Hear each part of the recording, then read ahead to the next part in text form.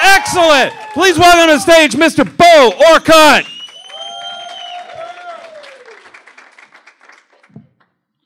How's everyone doing tonight? Yeah, I don't care. I'm going to tell you a little bit about myself. My name's Beau Orcutt. I'm not from Oklahoma. I moved here from Las Vegas and Reno, Nevada, where the real casinos are. They don't have little tin buildings out here that a tornado can just take out like nothing. But that still doesn't stop people from going to them. I got family cousins that just pile in there, and they just sit there and they just blow all their money all day, rent money right here. They're the people that you go in the casino on the first, and they're all crying in the front, just no sympathy for them at all. I've seen it all. I've seen much worse. But it made me think, like, what if they made like a soap opera? Like my family, I think it would start off like this. It'd be like coins in the slot machines. These are the days of no lives. They just sit there and rot. I'm working on getting a job at Quick Trip right now.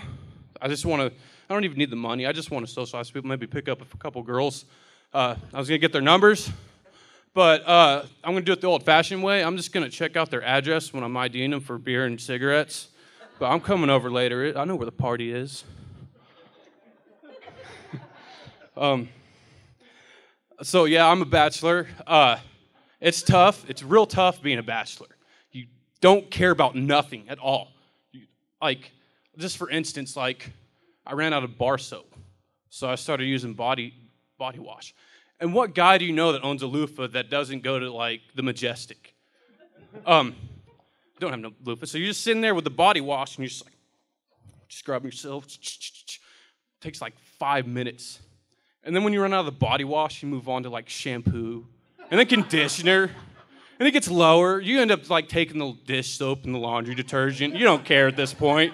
You're not going to smell good. It doesn't make a difference. I wonder what would happen if like Norman Bates had to move.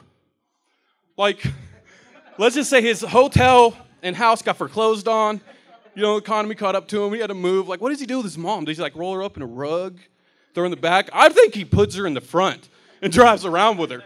Like, out there in the desert, just driving around, cruising around. Like, what would you do if you drove by that? And he's out there, I guess you've seen everything, so it wouldn't be too crazy or anything. Whenever I was in high school, I didn't like to go. I liked to ditch a lot. But nowadays, you have to do it, like, real strategically. Like, you can't just, like, not go to school. They'll arrest your parents. There has to be a process to it. You have to go to school. You have to show up, and you have to get some excuse to be able to leave. So what I would do is I'd just call my dad, second period. I'm like, Dad, I don't want to stay here.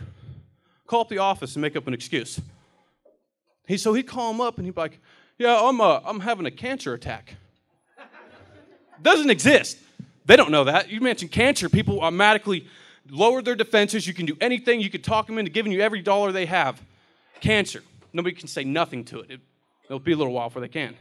But I had like so many excuse absence. Like I got my high school diploma and I missed like at least, I can't even remember.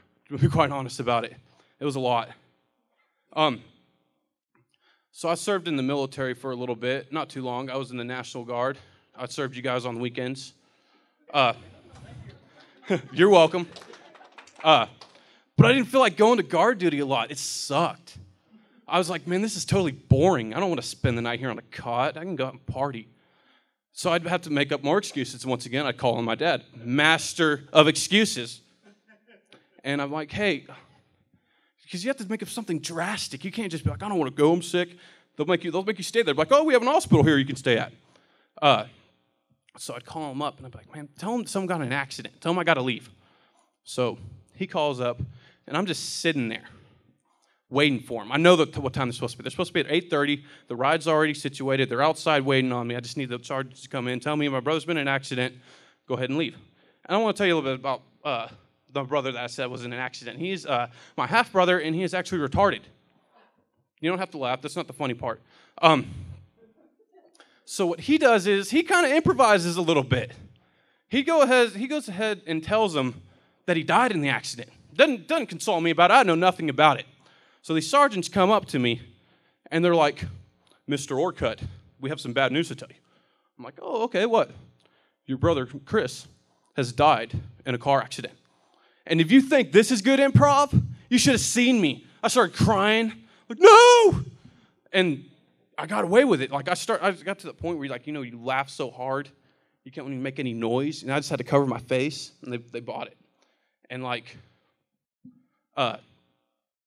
afterwards, I just went up with, like, a cup with his face on it and tried to get some donations for the funeral. And that's when they asked me for a death certificate. And, man, can you guys say dishonorable discharge? Because I have to on every single job resume. All right, that's my time, everybody. Let's give it up. Thank you for coming out.